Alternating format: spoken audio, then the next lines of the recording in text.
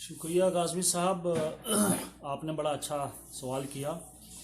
किसानों के हवाले से मैं यही कहना चाहूँगा कि दिल्ली के अंदर जो तानाशाही जो लोग बैठे हुए हैं उनसे हमारी यही अपील है और दर्दमंदाना अपील है कि वो किसानों के जो मसाइल हैं उनको फौरी तौर पर हल करें। वरना जिस तरह किसान आंदोलन दिल्ली में चल रहा है, ये आंदोलन पहले तो नेशनल लेवल पर था और इस वक्त इंटरनेशनल लेवल पर ये चल रहा है। और अगर इसी तरह सरकार का ये बर्ताव रहा तो यकीनन ये आंदोलन जो है और तेज हो सकता है और बहुत सारे इसमें सरकार को नुकसान उठाने पड़ेंगे। और मुझे बड़े अफसोस से ये चीज़ कहनी पड़ रही है कि हिंदुस्तान के जो वजीर आजम हैं नरेंद्र मोदी, उन्होंने यहाँ तक ट्वीट कर दिया और ये कह दिया कि हिंदुस्तान के अंदर जो कुछ प्राइवेट सेक्टर की जो संपत्ति है उसको नुकसान पहुंचाया जा रहा है। और उनका इशारा साफ जो है वो जियो के जो मोबाइल टावर्स थे उनकी तरफ था। लेकिन उन्होंने ये ट्वीट नहीं किया और ये नहीं कहा कि इस किसान आंदोलन के अंदर जो है 140 से ज्यादा जो किसान हैं वो अपनी शहादत दे चुके हैं। ये बड़े ही अफसोस की बात है। तो मैं मौजूदा सरकार से यही अपील करूंगा कि किसानों का जो आंदोलन चल रहा है उनकी जो मांगे हैं वो बिल्कुल जायज हैं, उनको पूरा किया जाए और जो 3 काले कानून जो मोदी सरकार लाई है उनको वापस किया जाए और एमएसपी पर जो है कानून बनाया जाए और उसको फौरी तौर पर लागू किया जाए। इस कानून का नुकसान क्या है काजी साहब? देखें सर, कानून का नुकसान यह है कि मेरा मकान है और मकान का मैं मालिक हूं और मैं अपना मकान बेचना नहीं चाह रहा और आप जबरदस्ती मुझसे कहें कि आप यहां से निकलें, हमें आपका मकान खरीदना है, तो मुझे लगता है ये बात बिल्कुल बेबुनियाद है। तो कानून जो है, जिनके लिए कानून लाया गया उनको वो कानून पसंद नहीं, उनके लिए वो चीज नुकसानदेह है। और मोदी सरकार ये कह रही है कि ये कानून किसानों के फायदे के लिए है, तो ये चीजें जो है समझ से बालातर हैं। ये वही बात है कि जिस तरह इन्होंने कश्मीर के लिए अचानक जो है रात के अंधेरे में कर्फ्यू लगाकर और वहां की जो एक खुसूसी शनाख्त थी, कश्मीर का जो एक स्पेशल स्टेटस था उसको इन्होंने तोड़ दिया, स्टेटहुड को तोड़ दिया और उसको जो है यूनियन टेरिटरी में तब्दील कर दिया। ये उसी तरह बिल्कुल ये इन्होंने जो है किसानों के ऊपर एक काला कानून जो है, बल्कि एक नहीं 3 काले कानून थोपे हैं। तो किसानों को बिल्कुल ये चीज मंजूर नहीं है और हम पूरी तरह से जो है हमारा तन मन और हर चीज जो भी है वो किसानों के लिए हाजिर है। आप मुझे ये बताएं कि जब आपकी मैंने बहुत सारी सोशल मीडिया पर कुछ वीडियो देखी, आपने कहा है कि मोदी जी जो है वो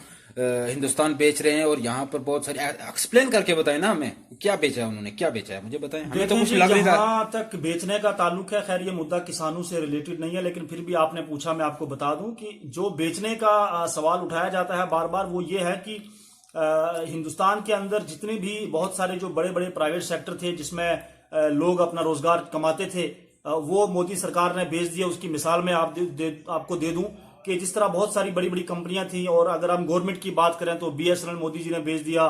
दिल्ली का लाल किला जो करोड़ों रुपए आमदन जो है सरकार को देता था, उसको आपने जो है प्राइवेट सेक्टर को बेच दिया। उसके बाद रेलवे की अगर हम बात करें तो बहुत सारी रेलवे जो मालगाड़ियां हैं उनके ऊपर लिखा हुआ उनका जो पोस्टर अडानी और अंबानी का आ गया। पेट्रोल पंप आप देख लें वो जो है गिरवी रख दिए गए। हवाई अड्डे की अगर आप बात करें वो गिरवी रख दिए गए।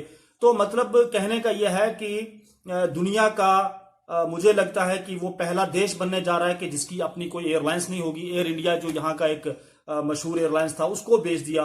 तो इसके साथ साथ मैं आपको एक चीज और बता दूं कि जो लोग ये कहते हैं कि मोदी जी ने बेच दिया, उन्होंने कुछ खरीदा भी है। मैंने पिछली वीडियो में बताया था, मोदी जी ने अगर ये सारी चीजें बेची हैं तो मोदी जी ने कुछ खरीदा भी है। मोदी जी ने मीडिया को खरीदा, मोदी जी ने चुनाव आयोग को खरीदा जिसको हम इलेक्शन कमीशन ऑफ इंडिया कहते हैं, मोदी जी ने सुप्रीम कोर्ट को खरीदा। तो बहुत सारी इस तरह की चीजें हैं, सीबीआई को खरीद लिया।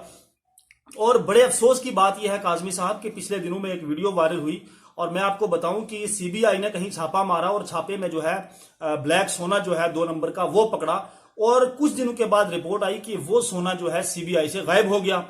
और बड़े अफसोस की बात मुझे ये चीज कहना पड़ रहा है, वेरी अनफॉर्चुनेट है कि जिस सीबीआई से हम तमाम जो है इंक्वायरियां करवाते थे, अब उस सीबीआई की इंक्वायरी जो है पुलिस करेगी। तो ये हमारे देश में इस तरह की जो चीजें हो रही हैं ये बड़ी ही अनफॉर्चुनेट हैं। तो बहरहाल किसानों के मुद्दे की बात हो रही थी, तो मैं यही अपील करूंगा। आप गोदी मीडिया करते रहते हैं, आप नेशनल मीडिया को आप गोदी मीडिया कहते हैं। ये पिछले दिनों 2-3 दिन पहले एक दिल्ली में एक बच्चे का कत्ल हुआ, उसके बारे में कुछ जानकारी आपको? सर आप मुझे ये बताएं कि हम जो नेशनल मीडिया है उसको हम गोदी मीडिया क्यों ना कहें। आपको अच्छी तरह याद होगा कि जब यहाँ पर कोरोना शुरू हुआ और पूरी दुनिया की तरह इंडिया ने भी उस पर अमल करते हुए जो है इंडिया में लॉकडाउन लगाया, तो उस वक्त आप देख लें कि इस मीडिया ने क्या रोल निभाया। मीडिया ने क्या कहा कि ये एक वहां पर कार्ड खेला हिंदू मुसलमान का कि कोरोना जो है वो तबलीगी फैला रहे हैं, कोरोना जो है वो जमाती फैला रहे हैं, कोरोना जो है वो मुसलमान फैला रहे हैं। एक बीमारी जो है उसको हिंदू मुसलमान में बांट दिया, तो हम इसको गोदी मीडिया क्यों ना कहें। गोदी मीडिया हम इसलिए भी कहते हैं कि मीडिया का काम होता है, पत्रकार का काम होता है कि हमेशा जो लोग अपोजिशन में हैं या जो मजलूम गरीब लोग हैं वो जब परेशान हो उनकी आवाज को दबाया जाए, तो मीडिया का काम है कि वो उस चीज को एक्सप्लेन करे और जो सत्ता में लोग बैठे हैं उनसे सवाल पूछे। लेकिन मीडिया जो है वो जो लोग अपोजिशन में हैं उनसे सवाल पूछती है, मजलूमों से सवाल पूछती है, तो इसलिए हम उसको एक आखिरी सवाल क्या आप मुझे बताएं ये बात कि क्या हमारा जो मुल्क है ये सेकुलर है या सेकुलर रहेगा, जैसा कि मतलब ये मोदी गवर्नमेंट का ये बात उनकी एजेंडा भी है कि इसको हिंदुइज्म में बदलना है, इसके बारे में कुछ बताएं। काजमी साहब, मैं अर्ज करता चलूं कि मैं कोई उतना बड़ा फनकार या उतना बड़ा कोई एनालिस्ट नहीं हूं, लेकिन फिर भी जहां तक मेरी जानकारी है, हम इसको सेकुलर किस तरह कहें। जिस देश के अंदर जब यहाँ पर जब चुनाव होते हैं, इलेक्शंस होते हैं, तो इलेक्शन के अंदर कोई एक शख्स या किसी एक कुंबे या बिरादरी से ताल्लुक रखने वाला कोई जो है वोट देकर किसी शख्स को वजीर आजम नहीं चुन सकता। हालांकि जब इलेक्शन होते हैं तो उसमें हर कम्युनिटी के लोग होते हैं, उसमें हिंदू भी होता है, मुसलमान भी होता है, तो वो वोट देता है, तो उसमें से जो है एक बंदा जाकर वजीर आजम बनता है। और वही वजीर आजम जब अपनी स्टेज से इस तरह के भाषण दे, वो कहे कि आपको मंदिर चाहिए या मस्जिद चाहिए, और फिर ये चीजें कही जाए कि एक धक्का और दो, बाबरी मस्जिद तोड़ दो। फिर हमें ये चीजें याद हैं अच्छी तरह, वो बयान मेरे जहन में आज भी हैं कि आपकी गाड़ी के नीचे कोई आ जाए तो उस कुत्ते को कुचल दो। तो ये चीजें हम जब सुनते हैं तो फिर मुझे नहीं लगता कि ये सेकुलर देश है या हम किसी जमहूरियत में रहते हैं। और बहुत बड़ा दावा किया जाता है कि हिंदुस्तान जो है एक बहुत बड़ा जमहूरी मुल्क है, हालांकि ये सरासर जो है झूठ है। और मैंने आज ही एक वीडियो बनाई थी, मैंने उसमें यह कहा कि जो लोग कानून के बार बार जो है गुहार लगाते हैं, उनके लिए मेरा ये पैगाम था कि जो ये कहते हैं कि कानून सबके लिए बराबर है, ये दुनिया का सबसे बड़ा और काला झूठ है।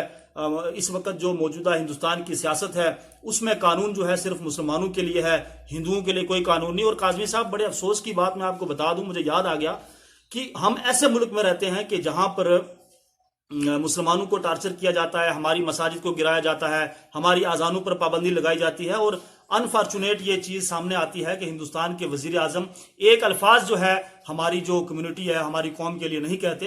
तो ये बड़ी अनफॉर्चुनेट चीजें हैं और बहुत सारे मामलात हैं। एक आखिरी सवाल मैं खत्म करना चाहूंगा। आखिरी सवाल ये है कि आप जम्मू कश्मीर के बाशिंदा हैं, एक बॉर्डर एरिया से, पुंछ से बिलोंग करते हैं, और मुझे ये बताएं कि क्या आपके क्या ख्यालात हैं 370 और 35A को लेकर? क्या ये स्टेटस जम्मू कश्मीर को वापस मिलना चाहिए या नहीं? ये आपसे हम जानना चाहेंगे, क्योंकि आप सोशल एक्टिविस्ट हैं बहुत। काजमी साहब, आपका बहुत शुक्रिया, आपने बहुत जायज सवाल पूछा और मुझे लगता है कि इसका जवाब देना मेरी जिम्मेदारी है।